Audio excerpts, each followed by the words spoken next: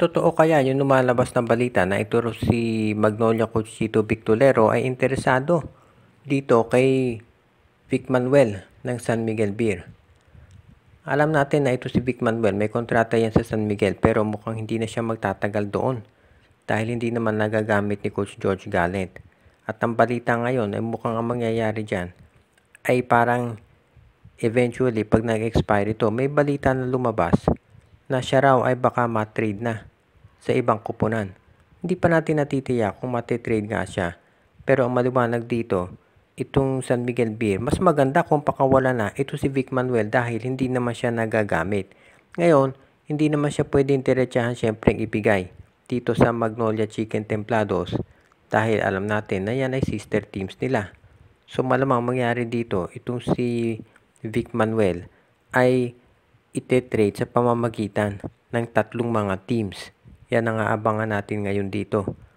Kung sakasakali na i-trade nga ng San Miguel itong si Vic Manuel to Magnolia, kinakailangan isama nila itong Northport, Terra Firma, Phoenix o kahit ano pa mang PBA teams para maaprobahan.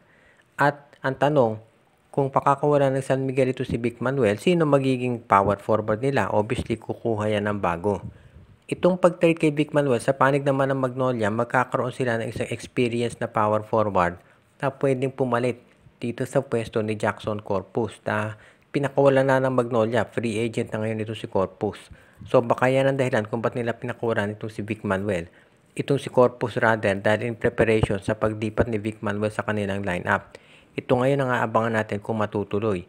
Kung sakasakali magkakaroon ng isa pang big man itong Magnolia na magagamit nila na magiging pwedeng backup ni Xavier Lucero kung sakasakali kaya lalakas ang Magnolia dito. Ang Meralco Bolts ay isa doon sa mga teams na interesadong makuha itong si Tyler Tio mula dito sa Phoenix Fuel Masters pero tignan natin kung makukumbinsi nila yan. Kaya sa ngayon mukhang itong Phoenix Fuel Masters ay talagang ayaw munang mag-trade dahil sa tingin nila sa pagkakuha dito kay Kai Balungay ay magkakaroon sila ng chance na makapasok sa playoffs. Pero itong Meralco Boss ay determinado na makuha si Tyler Tio dahil ito ang magiging magandang kapartner ni Chris Banquero sa kanilang lineup. At itong si Aaron Black malamang matrade na yan.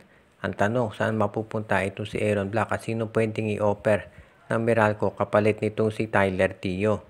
Sa tingin ko pwedeng si Aaron Black ang ibigay nila kaya lang meron tong ACL injury.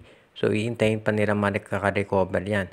Marami namang mahuhusay na players itong Meralco na pwede nilang i-offer kapalit nitong si Tyler Tio. Pati na yung kanilang first round draft pick na nakuha ay pwede nilang ibigay kapalit nitong si Tyler Tio.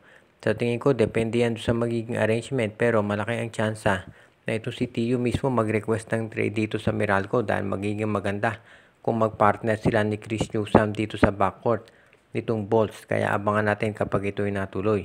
Ang maliwanag dito Meralco kahit na nag-champion dito sa Philippine Cup na hindi pa rin sila nagre-relax dahil gusto nila na maging back-to-back champions at magagawa nila yan sa tingin ng management kung makakakuha sila ng additional na tulong mula dito sa mga players kabilang na ito si Tyler Tio. Sa panig naman ng Phoenix, ang focus nila ngayon ay makapasok sa playoffs at kumuha ng mga players na tutulong dito sa kanilang bagong draft pick na si Kai Balungay at ito nga abangan natin. As it is, gustong siguraduhin ng Phoenix na magiging isa sila sa mga powerhouse teams dito sa PBA. Kaya abangan na lang natin kapag ito ay natuloy at kung sino ang ibibigay ng Meralco Bolts.